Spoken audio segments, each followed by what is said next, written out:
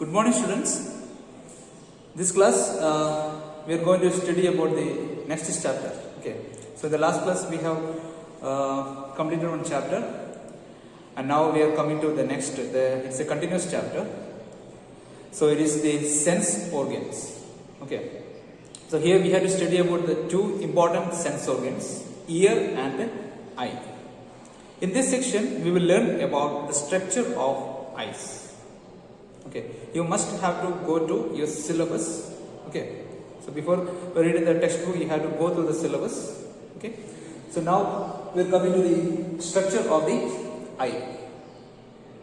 So eyes will have some accessory structures.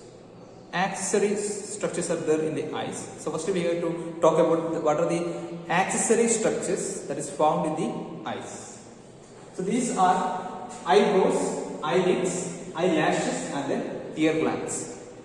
Eyebrows, eyelids, eyelashes and tear gland, they are the accessory structures of the eyes. Okay. So what about these? So these are very important for the protection and support. They will give the protection and support to the eyes. And you can see at the base of the eyelashes. Eyelashes means that may contain numerous hairs. So at the base of these hairs, we can see a gland that is known as the sebaceous gland. It will produce or it will secrete a lubricating agent. A lubricating secretion is there that is known as the sebum. Okay. When we are coming to the tear glands, they are otherwise known as the lacrimal glands. These are having numerous ducts. Okay, they are known as the lacrimal ducts. Through these ducts, there comes a secretion that is known as the tear. And this tear, it is containing an enzyme that is known as the lysozyme. And this enzyme, it is responsible for killing the germs, especially the bacteria. Okay. Then another function it is that the tear, it is acting as a lubricant, and it will clean. If any dust particles comes inside our eyes, it will clean up. So cleaning, and it will provide a moistness in the eyes, and it will kill the germs by using the enzyme lysozyme. And other than this, the tear, it is a sign of communicating the emotions. Okay, so all these are the functioning of the tear. So all these are what? They are the accessory structures of the eyes. Now we come to the structure of the eyes. So this is the structure of the eye. So here we can see that importantly there are three layers. Eyes are having three layers. The outermost layer, the outermost coating of the eyes, that is known as the sclera. So this part is the sclera. This entire part is sclera. And this region is known as the posterior part of the eye. This is the anterior part of the eye. So here there are three layers. First layer is known as sclera. Then comes the choroid, and lastly there comes the retina.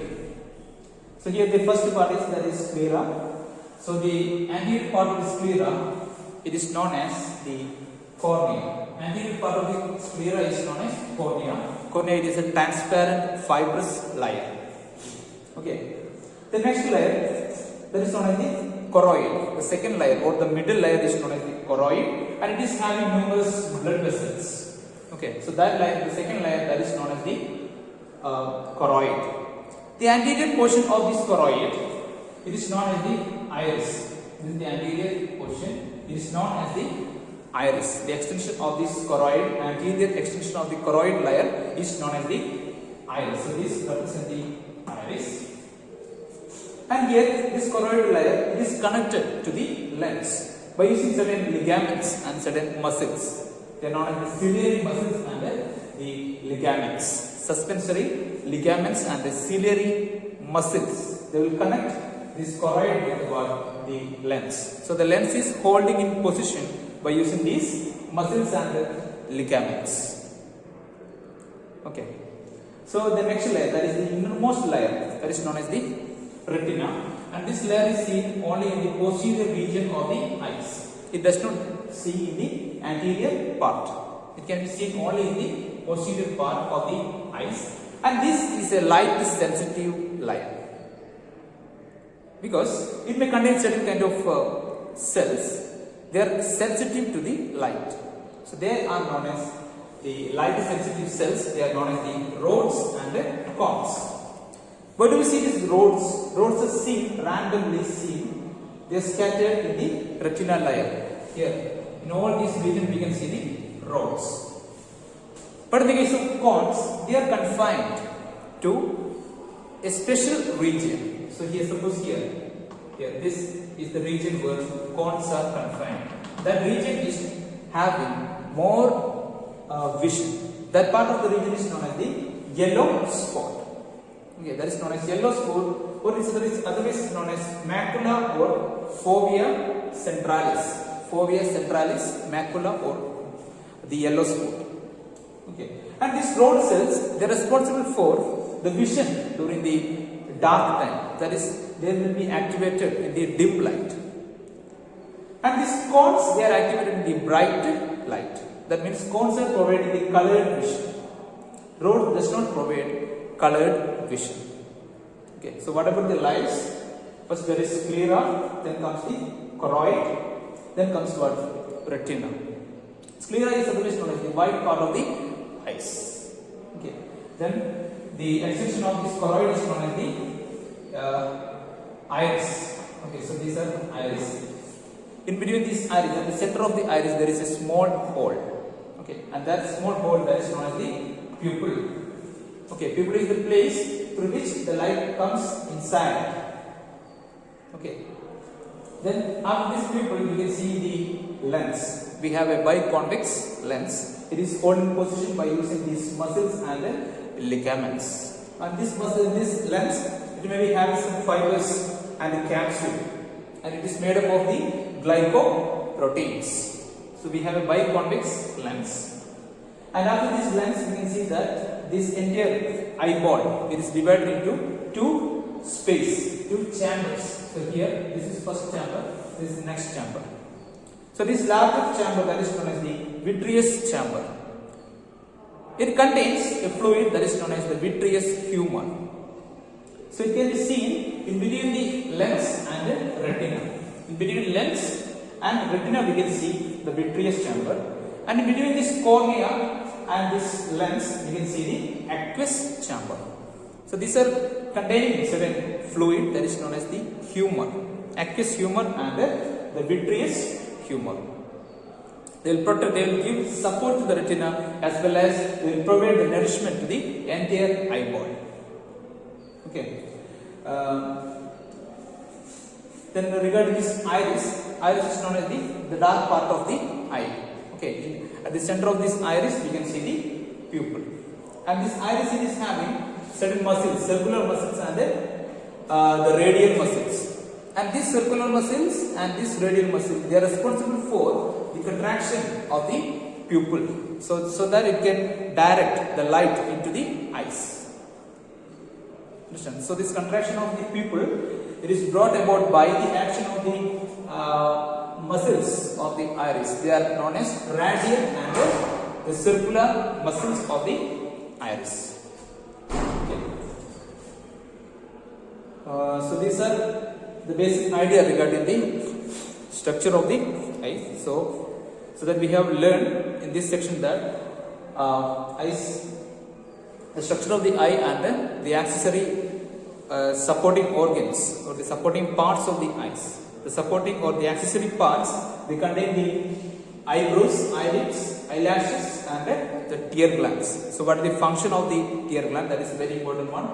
And at the base of these eyelashes, we can see the sebaceous gland. They will produce a secretion that is known as a lubricant that is known as the sebum. Then the tear, it is having the enzyme lysozyme. It's a lubricant, cleaning, provide moisture, killing the germs, and it will communicate our emotion. Regarding the structure of the eyes, we have the outermost layer that is known as the sclera. Then comes choroid and retina. The anterior part of the sclera, it is highly transparent, and this transparent layer is known as the cornea. It will direct the light into the pupil. Okay. Then comes the choroid. It is having numerous blood vessels, and the anterior portion of this choroid, it is known as the iris. Okay. And the sclera is known as the white part of the eye, and this iris, it is known as the dark part of the eyes. So at the center of the iris, we can see a hole that is known as the pupil. So through this hole, that the light comes into the retina. Okay. Then there is ciliary muscles, and the ciliary muscles and ligaments are there. Their function is to hold the lens in position.